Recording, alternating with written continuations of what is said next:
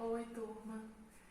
Estou aqui de volta com vocês para tratar da aula 3 da seção de Estrutura e Dinâmica da Terra.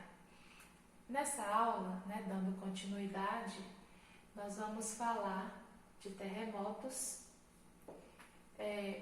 como os maremotos são gerados e como ocorre também a formação dos tsunamis. Vamos falar do processo de vulcanismo, como eu adiantei também na aula passada, vamos entender o círculo de fogo, a sua localização e terremotos no Brasil é possível? O que vocês acham? Então, tudo isso nós vamos estar desvendando nessa aula. Então, vamos continuar esse processo aí. Então, nós vamos estar basicamente falando nessa aula de erupções vulcânicas, que é o processo de vulcanismo, e tectonismo, que acaba também gerando os abalos sísmicos, que são os terremotos e maremotos. Então, o que seria terremotos? Os terremotos, normalmente, quando eles acontecem, se a sua magnitude, a sua intensidade é muito grande, acaba provocando danos muito grandes à população, às pessoas, inclusive a destruição de bens. Como nós podemos ver nessas imagens, o terremoto ele pode destruir todo um espaço e matar muitas pessoas. Então, o que são os terremotos? São tremores que se manifestam na crosta terrestre, a mais externa das camadas da Terra, que nós já estudamos isso na aula 1. Então, sob o ponto de vista técnico, os terremotos são uma liberação de energia acumulada abaixo dos solos. Liberação essa que provoca uma acomodação dos blocos rochosos, dando origem aos tremores. Na aula 2, nós estudamos sobre os movimentos de placas e nós vimos que em todos os movimentos, divergente, convergente e transformante, que é o deslize natural de placas, em todos eles pode ocasionar tremores, ou seja, terremotos, abalos sísmicos. Agora, esses abalos, eles podem acontecer de uma baixa magnitude ou de uma magnitude alta. Então, vamos entender mais um pouquinho sobre os abalos sísmicos. Então, se os terremotos nada mais é que a liberação de energia de acordo à acomodação ou contato das placas tectônicas no interior do nosso planeta, nessa fragmentação aí da crosta. Então, nós vamos compreender que o seguinte, que o ponto onde o terreno se origina é chamado de foco ou centro. É também denominado hipocentro, o foco onde ocorre o contato ali, o início dessa vibração. Então, independente do movimento das placas, se houve alguma alteração nas placas tectônicas, pode gerar essa energia, pode liberar essa energia em forma de vibração, fazendo com que tudo na superfície terrestre estremeça, trema. O ponto na superfície é chamado de epicentro. Então, quando essa energia é liberada lá embaixo, onde ocorreu o contato, o atrito das placas tectônicas, o hipocentro, essa energia, ela espalha como ondas, ondas sísmicas, e ela pode alcançar uma distância muito grande. Então, quando ela chega na superfície, onde inicia toda a destruição, todo o tremor ali, nesse ponto ali seria o epicentro do terremoto. Então, os tremores de terra, além do movimento das placas tectônicas, eles podem ser ocasionados também pelas erupções vulcânicas, né, quando vai ocorrer, que não deixa de ser uma movimentação de placas tectônicas, deslizamentos de terreno, isso pode promover, né, a acomodação em camadas subterrâneas, por exemplo, e fazer tudo estremecer. Mas em casos de acomodação de terreno, normalmente esses tremores eles são mais baixos, não causam tanto estragos quanto os tremores gerados pelos movimentos das placas tectônicas. Aqui fala, né, mostra o local onde ocorreu o epicentro de um terremoto na cidade do México. Então, na noite do dia 7/9/2017, terremoto de 8,2 graus deixa mais de 50 mortos no México. Mas o epicentro aqui não foi na cidade do México, mas essas ondas elas caminham quilômetros, milhares ou centenas de quilômetros e fazer estremecer áreas bem distantes de onde iniciou. Outro exemplo de abalo sísmico, queridos, são os maremotos. Os maremotos são os terremotos debaixo d'água. Então, o nome maremotos é porque é no mar, né, no oceano. E, às vezes, dependendo da intensidade desses sismos debaixo d'água, da movimentação das placas ali, pode ocorrer a formação de tsunami, que nada mais é que ondas gigantes. Então, eu achei interessante essa imagem e eu coloquei para vocês, né? Imagina ver uma onda desse tamanho, é de verdade aterrorizante, mas é um fenômeno que tem acontecido muito no nosso planeta, em vários lugares do nosso planeta, e é interessante que a gente entenda como é que isso tudo acontece. Então, como é que acontece a formação de uma onda gigante? Então, tudo começa no fundo do mar. As ondas gigantes, elas podem ser formadas por vários motivos, mas os principais deles que envolvem as placas tectônicas, que são os principais motivos, nós temos aqui quando ocorre uma erupção vulcânica no fundo do oceano. Então, esse jato de lava que é solto do fundo do oceano pode empurrar uma grande quantidade de água, fazendo com que libere essa energia e forme as ondas gigantes. Então, ao empurrar um volume grande de água, a água pode ser recuada. E nós sabemos que as ondas no mar, normalmente o mar recua e volta a onda. O problema de uma onda gigante não é ela ser recuada, o problema é quando ela volta, que aí a situação se complica, porque ela volta extremamente veloz, né, violenta e extremamente alta. Um outro motivo é quando acontece um movimento de placa. Então, se uma desce, a outra sobe, essa placa que se movimentou, ela pode empurrar também esse volume de água, essa massa de água, provocando também a onda gigante. Como tem esse constante movimento de erupções vulcânicas, de liberação do material no interior do nosso planeta, nós sabemos que há muitos gases acumulados devido à temperatura extremamente quente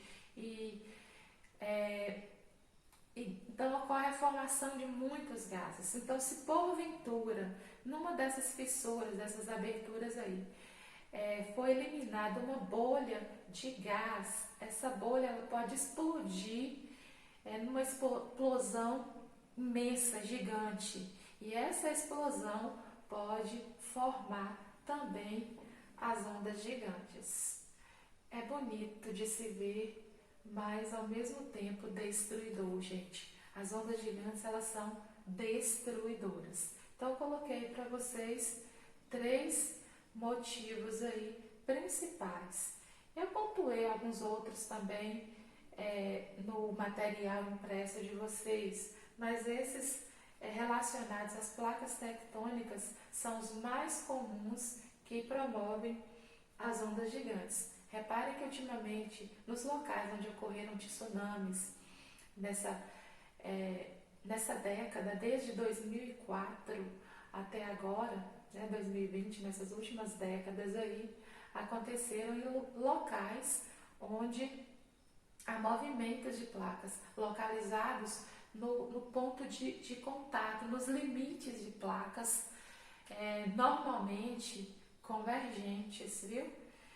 Na maioria dos casos.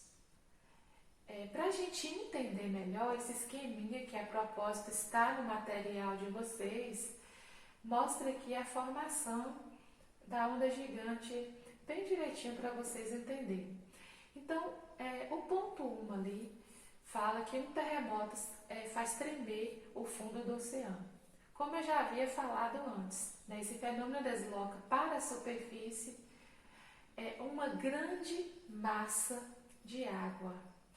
Se forma uma vibração que propaga a uma grande velocidade abaixo da superfície. E o próximo passo é puxar a água da superfície. Inclusive, se alguém estiver numa praia e perceber que rapidamente a água da parte litorânea recuou num espaço grande, comece a correr. É preocupante, porque aí é um dos sinais de uma formação de um tsunami, de uma onda gigante. Então a água é puxada da superfície, mas aí ela vai ter que voltar. Então nessa volta aí é que complica, porque as ondas, quando elas estão em alto mar, elas podem ter 160 km de comprimento e atingir 800 km por hora. E a onda atinge, quando elas chegam na costa, uma velocidade de 48 km por hora e pode chegar a 30 metros de alturas ou mais. É o tamanho das ondas. Por quê? Porque quando chega, então ela vem de uma parte profunda, então quando chega na superfície, a onda bate na parte rasa e levanta. Então, como ela vem em alta velocidade e no volume de água muito grande, a onda é formada. E não queira estar na frente de uma onda dessa. Existe um filme chamado Impossível, que retrata o tsunami que aconteceu no Sudeste Asiático, ali na região da Sri Lanka, Indonésia, Tailândia, que muitas áreas ali foram destruídas e muitas pessoas morreram com esse fenômeno que aconteceram ali, ok?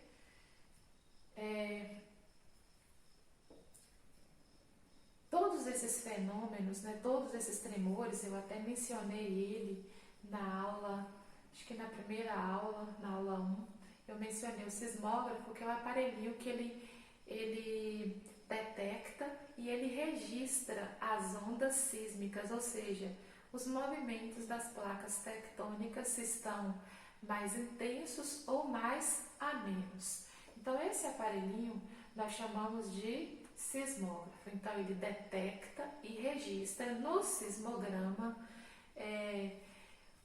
esses movimentos. Então essas ondas, ali vai mostrar. Então a partir dos sismogramas, os sismólogos, que são as pessoas os especialistas, que vão decifrar essas ondas, conseguem obter informações como a localização do hipocentro, ou seja, onde está originando ali a liberação de energia, e também a magnitude, a intensidade desse sismo, desse tremor, até que ele chegue à superfície.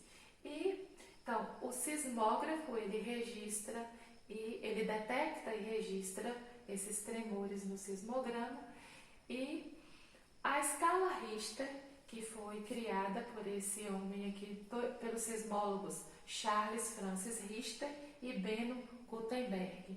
Eles criaram uma escala enumerada que vai de 0 a 10, na qual essa escala ela quantifica, porque dependendo das ondas, quanto maior as ondas estiverem no sismógrafo, dá a entender que a magnitude desse tremor é grande. E com base nisso, a escala Richter ela vai quantificar isso, dado o grau de destruição desse abalo sísmico. Então, os dois pontos, tanto o sismógrafo quanto a escala Richter, se completam nesse sentido aí de quantificar a intensidade, a magnitude de um terremoto. Tudo bem aqui, turma?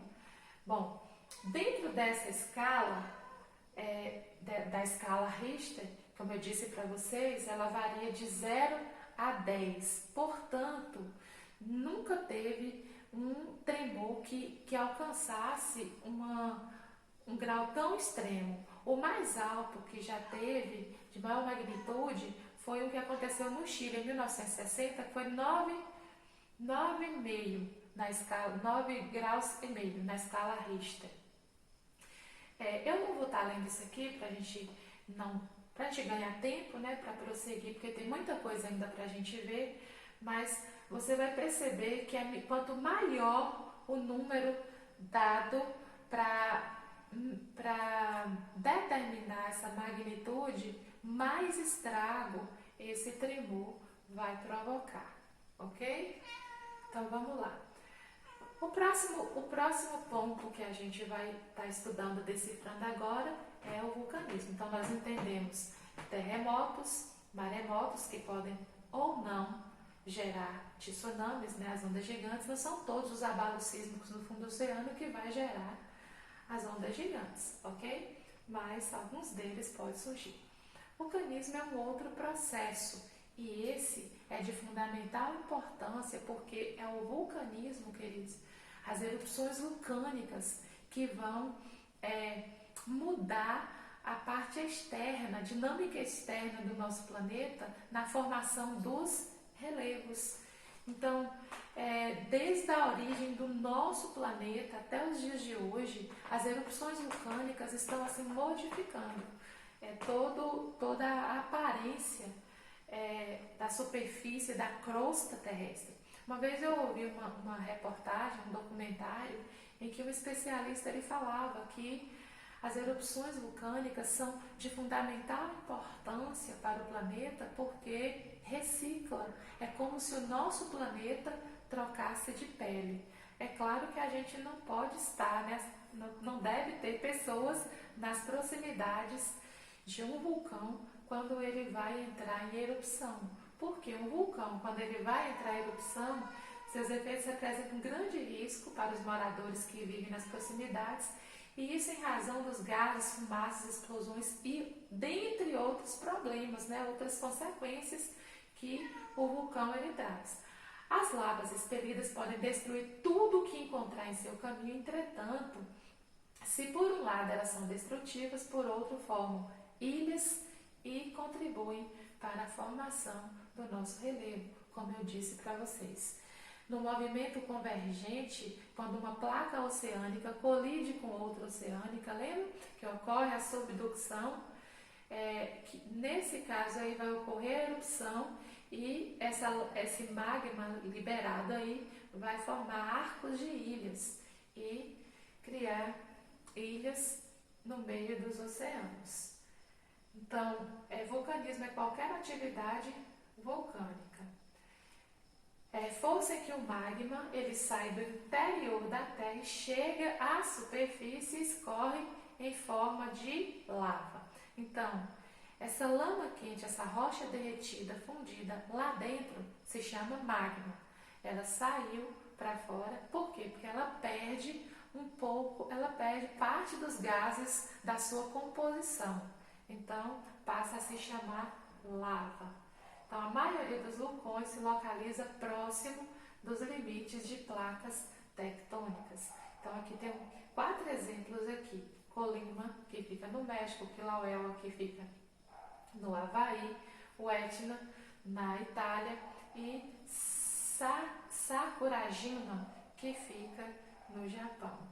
Essa galerinha aí tem feito um belo estrago nas erupções provocadas por eles. Aqui é só por questão mesmo de curiosidade que nós estamos falando do assunto, é a configuração padrão de um vulcão. Né? Todo mundo imagina um vulcão naquele formato padrão de um cone, mas vocês vão ver que existem erupções vulcânicas de outros formatos também. Mas esse é o básico. Então existe a câmara magmática, que é o local onde se acumula o magma no interior da crosta, então que é esse trechinho aqui.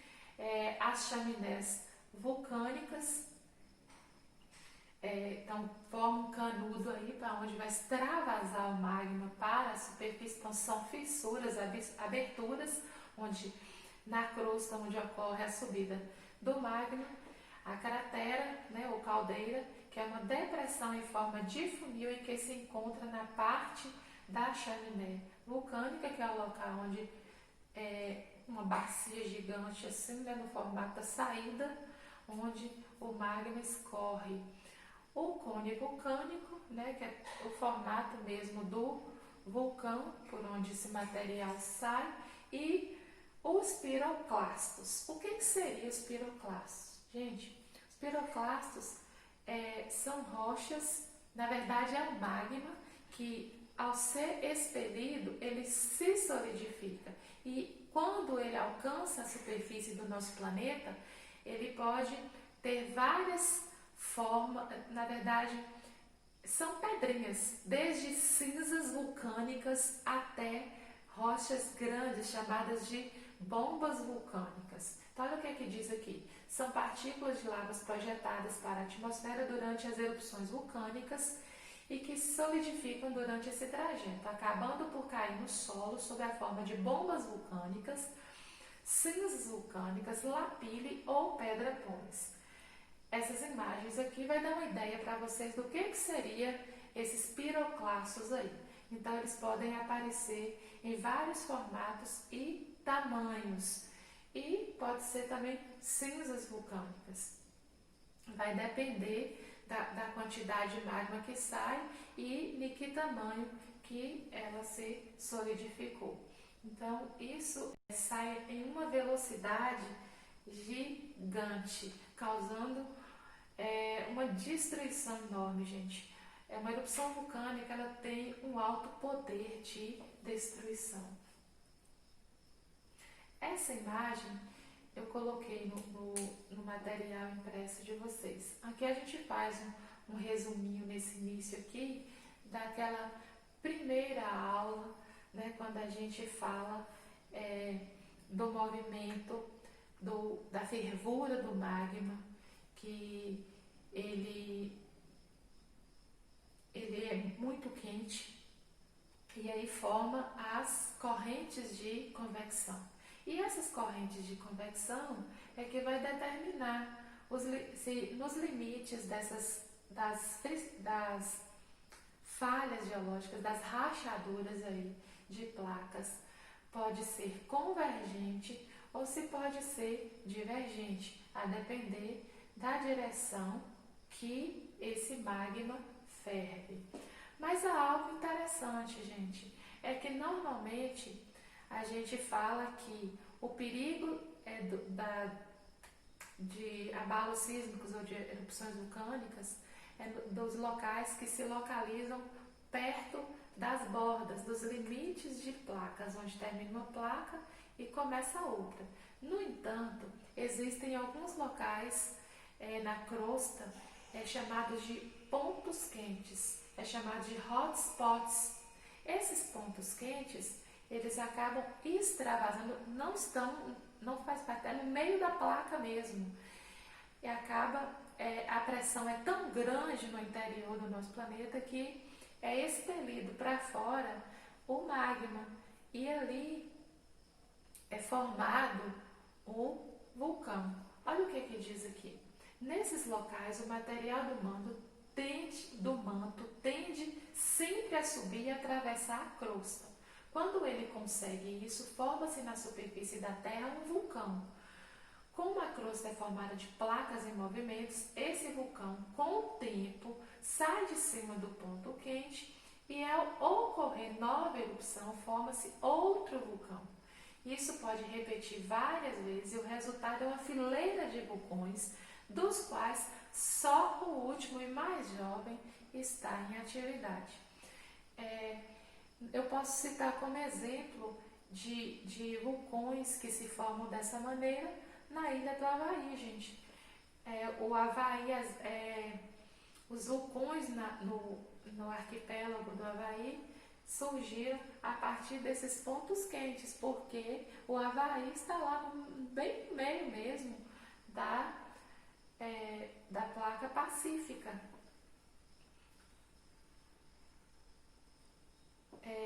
Diante desse exemplo aí que eu falei para vocês, então tipos de vulcões que podem surgir dessa forma, né, como eu citei para vocês, exemplos de vulcões na ilha do Havaí, os hotspots, né, que são os pontos quentes, que pode ocorrer, nesse caso aqui, os pontos quentes aqui, tá vendo?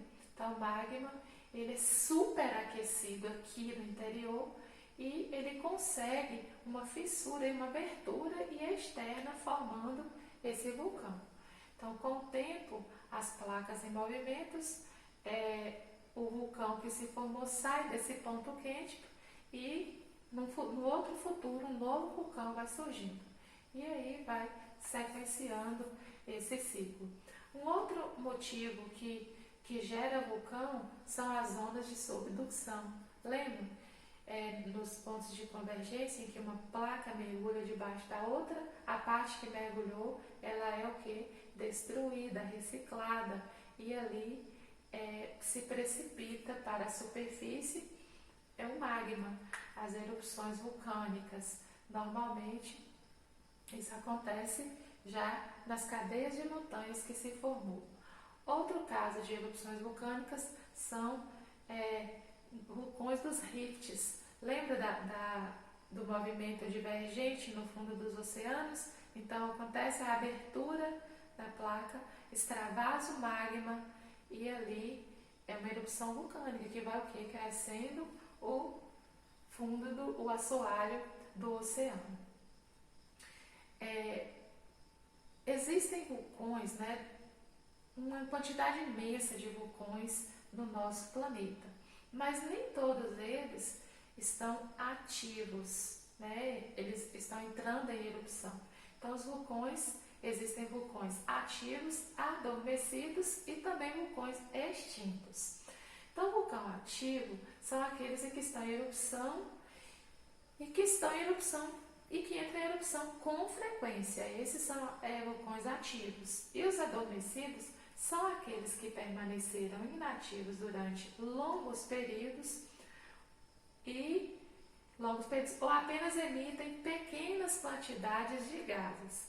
Então, são vulcões que já entraram em erupções, pararam e não voltaram a entrar em erupção, mas percebe-se ali que ele não está morto, né? Ele não parou, então ele pode voltar à atividade. Então ele é nomeado ali de vulcões adormecidos. E os vulcões extintos. Então, durante um longo período não há registros de erupções daquele vulcão. Então ele é considerado vulcão extinto, é um vulcão extinto. No nosso país mesmo, existem vulcões extintos que se formou há milhões de anos atrás. A cidade de Poços de Caldas, mesmo em Minas Gerais, é construída na cratera de um vulcão, se eu não me engano. Bom, só para esclarecimento, vulcanismo continental é quando a erupção acontece no continente, e vulcanismo oceânico é quando a erupção acontece no fundo dos oceanos, que aí pode estar formando ilhas. Bem legal isso. Bom, a estrutura de um vulcão, que a gente já falou um pouquinho atrás. Então, o vulcão, né, ou o aparelho vulcânico, a estrutura geológica por onde é expelida, para o exterior, uma mistura de materiais a uma temperatura elevada, que nesse caso aí se trata do magma. E uma vez que esse magma ele é expelido, ele sai para fora e ele recebe o nome de lago. Isso aí é só para fixar mesmo, é só uma revisão daquilo que eu já tinha te falado. Bom, tipos de vulcanismo. O fenômeno do vulcanismo ele pode ser classificado de dois tipos, que é o vulcanismo primário e o vulcanismo secundário.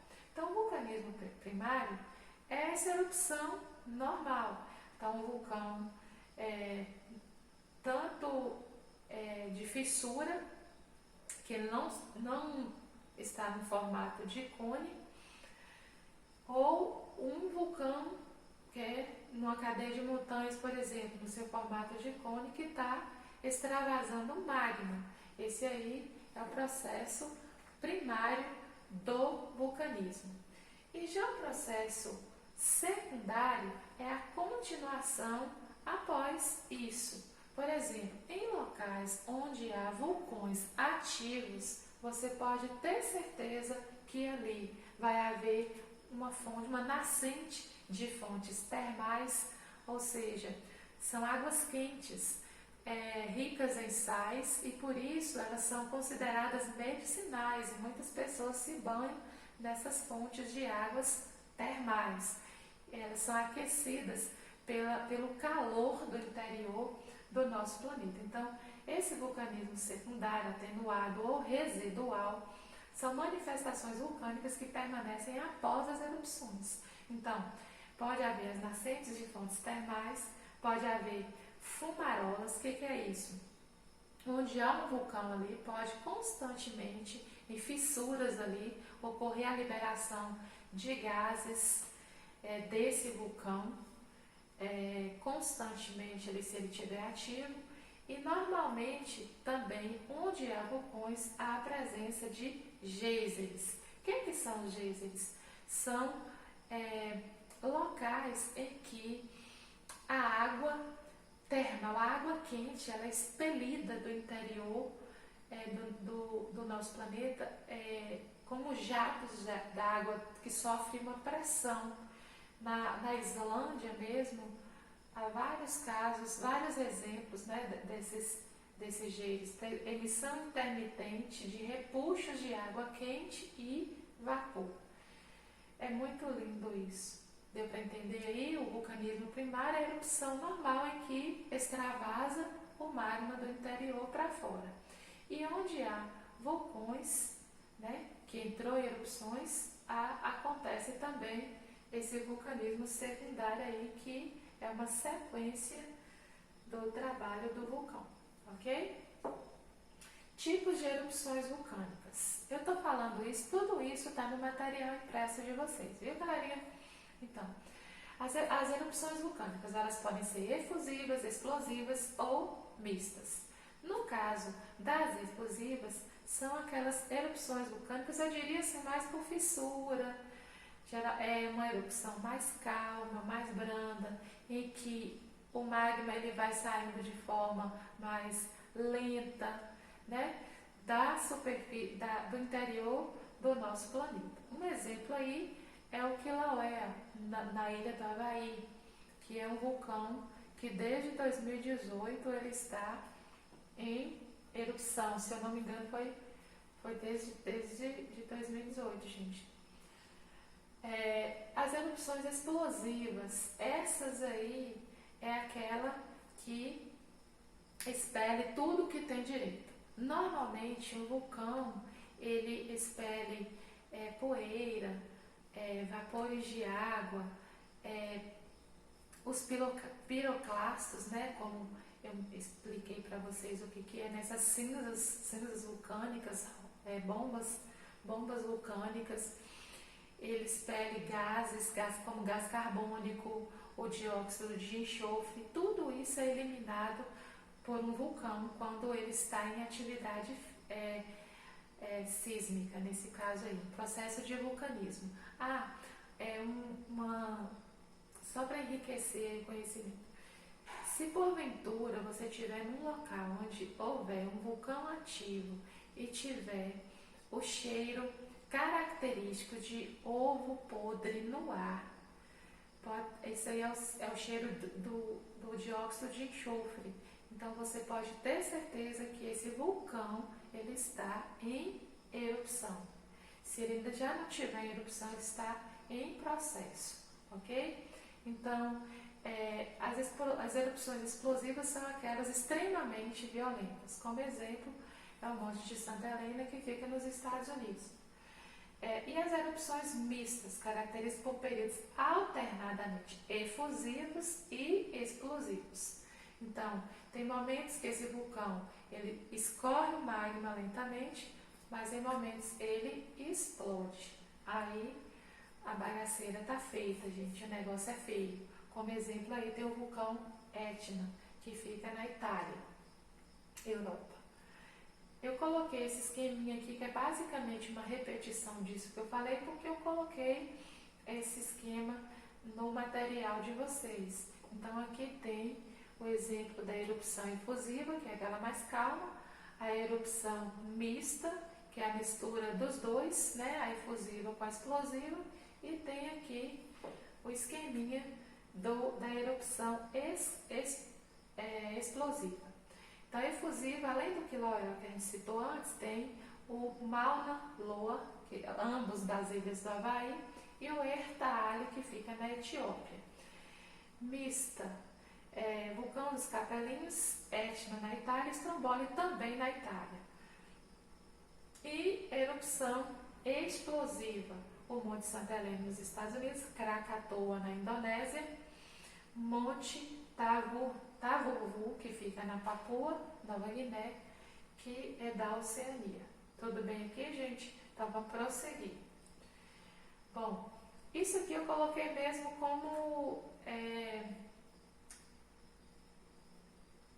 curiosidade mesmo, só para enriquecimento. Então aqui, vulcões mais ativos do mundo. Então trouxe algumas imagens aí para vocês. Então novamente Kilauea é citado, né, na ilha do Havaí, que é um arquipélago que pertence aos Estados Unidos. Tungun Haua, que fica no Equador, que são extremamente ativos.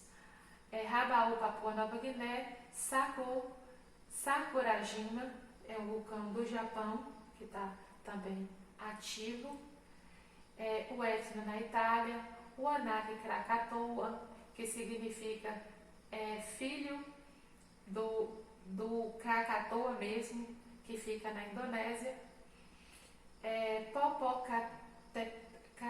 Gente, não sei, tá complicado pronunciar esses nomes, fica no México. Popocatépetl, Chiveluch, fica na Rússia, isso aqui fica no México, na Rússia. O Monte Santa Helena, que já falou, o Vesúvio na Itália. Gente, o Vesúvio, ele é classificado como um dos mais violentos de toda a história. Ele entrou em erupção em 1944, mas ele é conhecido mesmo, gente, pela destruição das cidades de Pompeia e Herculano, que pertencia a Roma no ano 79 depois de Cristo, então há muito tempo atrás. O Vesúvio, gente, fica na Itália. Ele entrou em erupção e soterrou todas essas cidades aí, tanto Pompeia como Herculano e as cidades vizinhas. As pessoas, do jeito que estavam, não tiveram como fugir daquele caminho de magma, de rocha derretida, fundida, no qual por onde passava ia destruindo, além de tudo aquilo que os vulcões eliminam, tudo aquilo que o vulcão tem direito de eliminar, eliminou nessa época. Eu indico para vocês o filme Pompeia, bem legal esse filme, um filme de época, tem história e retrata mais ou menos. Pompeia, gente, foi 1700 e pouco. Ela foi encontrada, soterrada numa busca arqueológica, e aí encontrou a cidade de Pompeia, que foi estudar, e eles encontraram o formato que petrificou pelo magma que revestiu as pessoas. Então, o processo lento da decomposição deixou oco, né, essa casca. Então, eles preencheram com gesso e eles tiveram uma ideia de como que as pessoas estavam, gente, nessa época. É incrível essa história. Dá uma pesquisada para vocês verem, eu acho bem interessante. Triste, né, porque as pessoas morreram, as cidades foram destruídas, ficaram debaixo de camadas e camadas de lava, gente. Terrível, mas intrigante. Eu acho esses fenômenos, gente, provocados pelas placas tectônicas desse material que sai do interior do nosso planeta, intrigante, assim, é um negócio mágico, como eu falei para vocês na primeira aula. Eu acho incrível isso. Existe um local no nosso planeta que é denominado de Círculo de Fogo. Deixa eu passar o próximo slide para vocês verem. Então a gente percebe aqui, ó, o continente americano, isso aqui é o Oceano Pacífico, gente. No caso aqui é a placa pacífica. Então aqui há o limite das placas pacíficas com as demais placas. Então esse ponto aqui que o foguinho está marcando é o círculo de fogo mesmo, também chamado de anel de fogo essa área aí. Por quê? Aí, queridos, é aonde se encontra os vulcões mais ativos do nosso planeta. Se encontram aí. 90% dos terremotos registrados na Terra foi dessa área aí, do Círculo de Fogo. Então, vamos voltar aqui para o textinho que fala desse ponto aí. Então, o Círculo de Fogo do Pacífico, ou Anel de Fogo, é uma área formada no fundo do oceano por uma grande série de arcos vulcânicos e fossas oceânicas. Lembra? Convergência de placas, subducção. Então, se há subducção, a formação de fossas marinhas, precipícios, lembra das fossas marianas, que a tia Dilma demonstrou? E também ocorre também a formação de cadeias montanhosas, se for com uma placa continental, e se for oceânica com oceânica, vai ocorrer a formação de ilhas.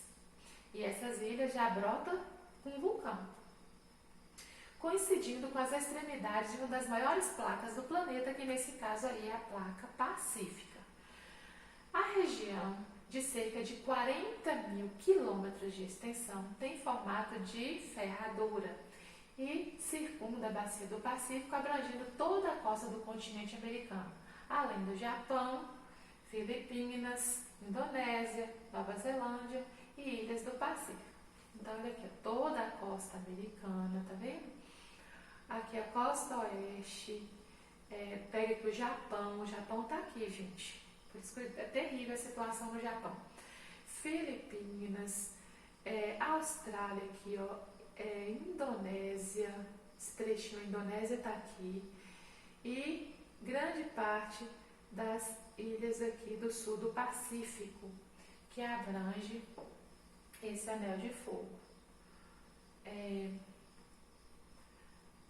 Em média, esta é a área de maior atividade sísmica do mundo, gente, por isso que ela é chamada de Círculo de Fogo.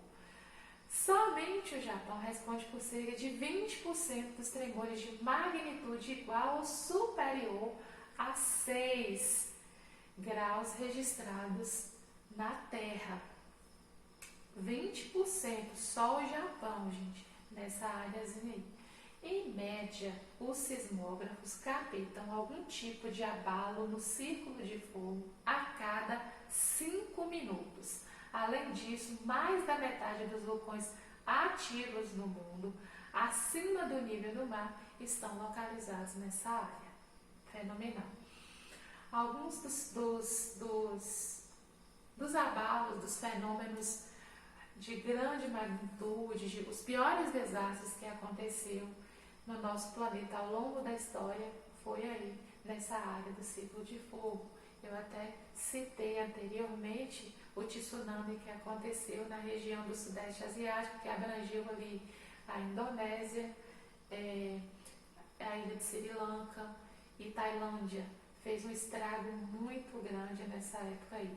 Então foi em 2004 que matou 230 mil pessoas em 14 países no Oceano Índico, após um tremor de 9,1 graus na escala Richter. Em 2011, a gente também ocorreu um tsunami significativo no arquipélago do Japão. Se eu não me engano, parece que foi 7,9 na escala Richter, esse tsunami do Japão. E eu te disse antes também que no Chile, que faz parte, né, do ciclo de fogo, né, o Chile está aqui, ó, tá vendo? O maior tremor já registrado foi em 1960 no Chile. Olha para vocês verem. Olha, esse mapinha eu acho ele legal porque ele mostra com muita clareza os pontos mais ativos mesmo, assim, a localização de existência do maior número de vulcões.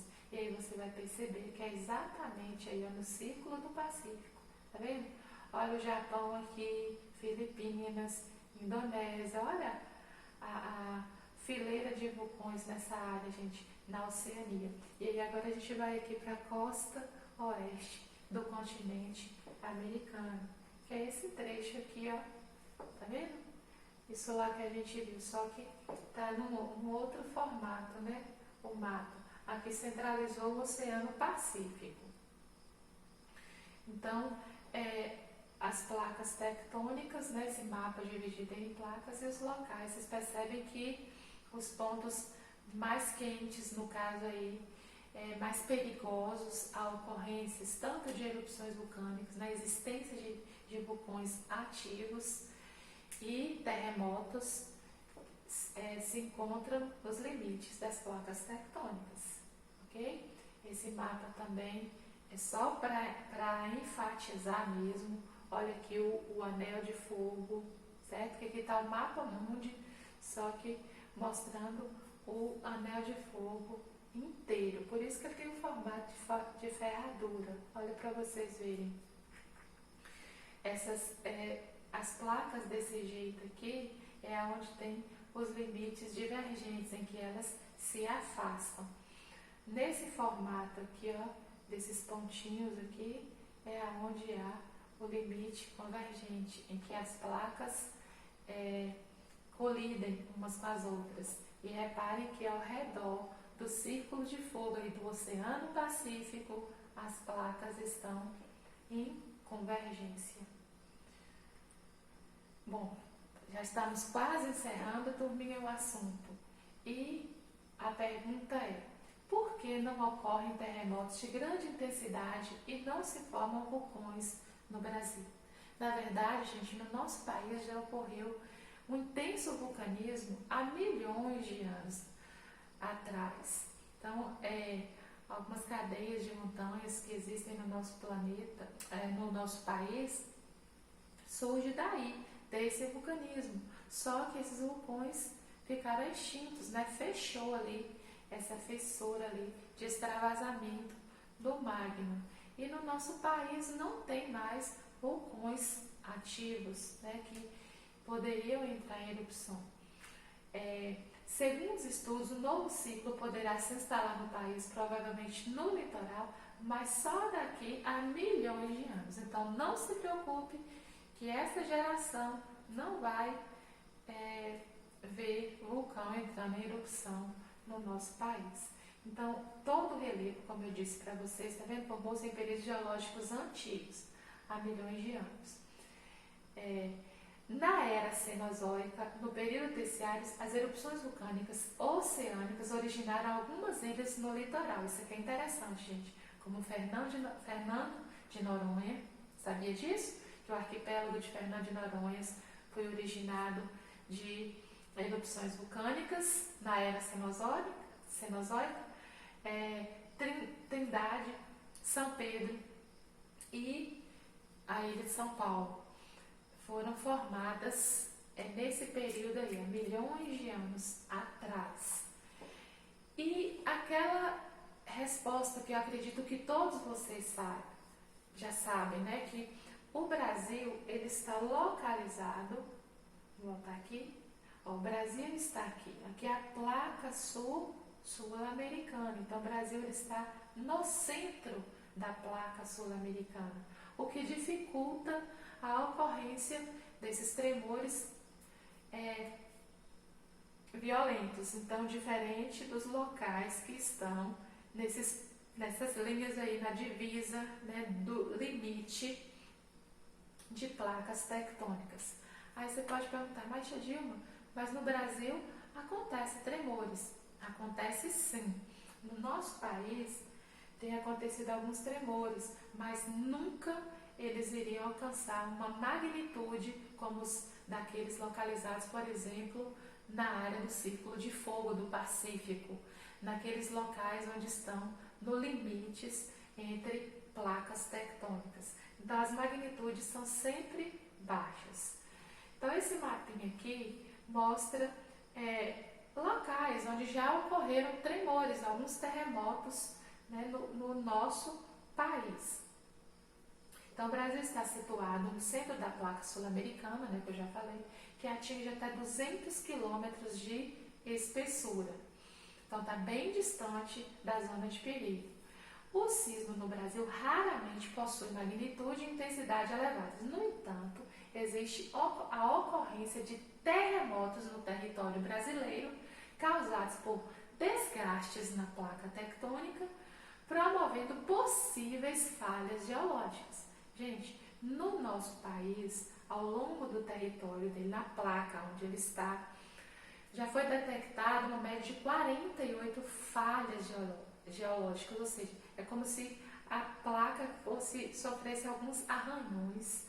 E essas fissuras ali podem liberar energia e gerar os tremores na superfície do nosso planeta, né? Porque nós aprendemos que os terremotos, eles são formados pelo atrito de placas tectônicas e nesse atrito lá embaixo, no hipocentro, pode liberar ondas sísmicas, ondas de energia, fazendo com que toda a superfície, que é o local do epicentro, estremeça.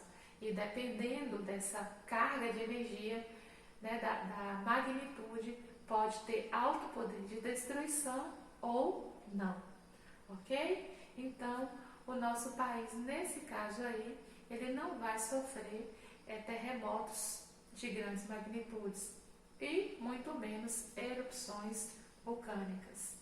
E nós, para encerrar, no material impresso de vocês, eu coloquei uma lista enorme de todos os maiores terremotos já ocorridos no nosso país. Mas aqui eu coloquei alguns, só 7.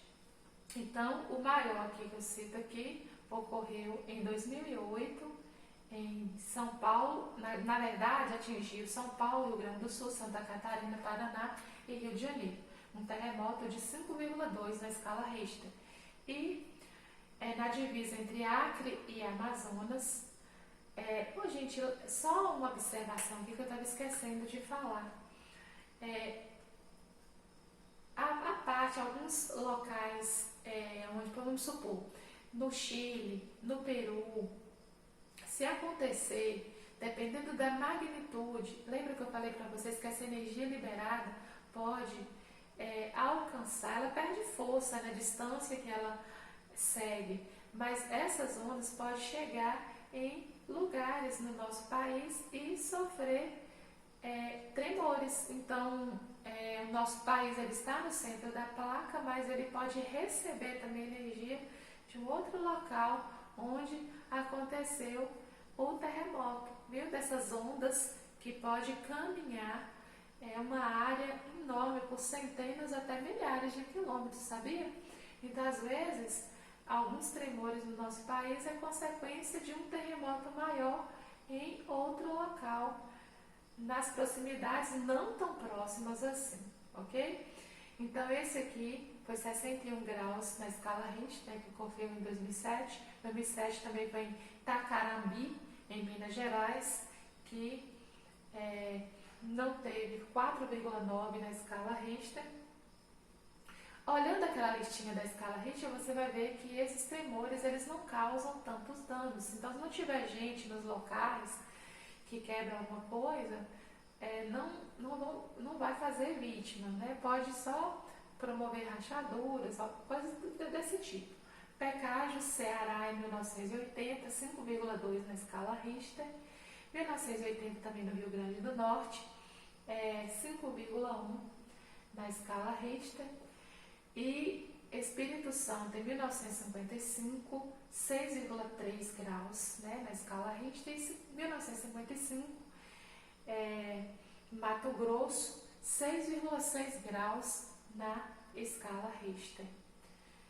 Então, aqui fala que foi o maior registrado na história do Brasil. O abalo ocorreu em região muito pouco habitada, o que não ocasionou em mortes nem em danos materiais. Se eu não me engano, parece que no material de vocês teve um de 7, alguma coisa na escala Richter, que eu me esqueci exatamente onde foi, mas vocês dão uma olhada lá, ok?